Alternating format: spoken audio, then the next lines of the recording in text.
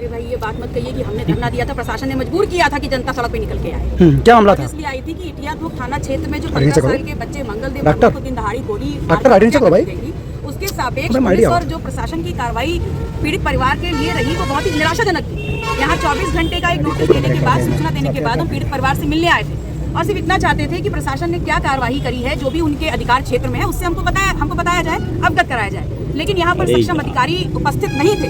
उनको कॉल किया गया, लगभग 2 घंटा हमने इंतजार किया और जब उसके बाद भी हमें जो जवाब मिलना चाहिए था पीड़ित परिवार के सपोर्ट के लिए, समर्थन के लिए, वो नहीं मिला। तो समस्त जो गांव के लोग थे वो हम लोग सड़क पे आके बैठ गए और जब सड़क पे आके बैठ गए तो जहां आने पर एक पुलिसकर्मी नहीं था, वहां पर लगभग 100 से 150 पुलिसकर्मी आ गए और सारे प्रशासन के लोग भी यहाँ पर आ गए। हमारी मांग बहुत सिंपल थी। हम ये चाहते थे कि जो इस परिवार की आर्थिक स्थिति है उसको देखते हुए सबसे पहले उनको आवास दिया जाए, उनको जिला प्रशासन के अधिकार क्षेत्र में जितना मुआवजा हो वो अविलंब दिया जाए और बाकी 1 करोड़ की जो मांग हम कर रहे थे वो राज्य सरकार से स्वयं हम पैरवी करेंगे। हम लोगों की ये मांग थी कि जो न्यायपालिका है वो इस प्रकरण का, इस हत्याकांड का स्वयं संज्ञान लेकर के संगीन धाराओं के अंतर्गत फास्ट ट्रैक कोर्ट में इस मसले की सुनवाई करे ताकि जो पीड़ित परिवार है और उनका जो बेटा खत्म हो गया है, जिसको मार दिया गया है, उसके लिए न्याय मिल सके। इतनी बात थी जिसको लेकर के हम उतरे सड़कों पे और निश्चित तौर पर यहाँ डीएम साहब के प्रतिनिधित्व के तौर पर एसडीएम साहब उपलब्ध हुए और उन्होंने ये लिखित तौर पर परिवार को एक पत्र दिया है और जिसमें लिखा हुआ है कि आज 11/10/2025 को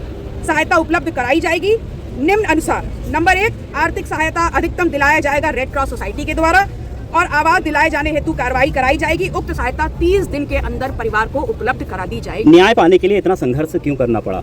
अब ये सरकार से सवाल पूछिए कि सरकार जिनके दम पर, जिनका वोट लेकर के सरकार बन रही है, अगर उनको अपने हक और अधिकारों के लिए, खाने पीने के लिए, घर के लिए, न्याय के लिए अगर सड़कों पर उतरना पड़ेगा तो जब सड़क पे उतरेंगे तो सदन तक का रास्ता भी उनको पता है, सत्ता से हटाने का रास्ता भी उनको पता है। कितनी देर आपको धरने बैठना पड़ा?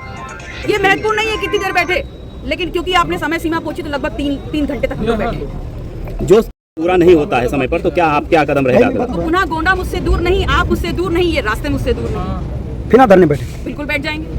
इस मुद्दे को क्या उठाएंगे विधानसभा में जल्दी कार्रवाई के लिए? बिल्कुल, देखिए ये न्याय के लिए जुड़ा हुआ है। न्याय संगत तरीके से हर समाज के साथ न्याय होना चाहिए और ये प्रशासन की जिम्मेदारी है, ये पुलिस की जिम्मेदारी है, ये सरकार की जिम्मेदारी है। और अगर ये जिम्मेदारी सरकार पूरी नहीं करेगी, पुलिस पूरी नहीं करेगी, प्रशासन पूरा नहीं करेगा तो जनप्रतिनिधि के तौर पर हम इसके लिए आगे जरूर आएंगे।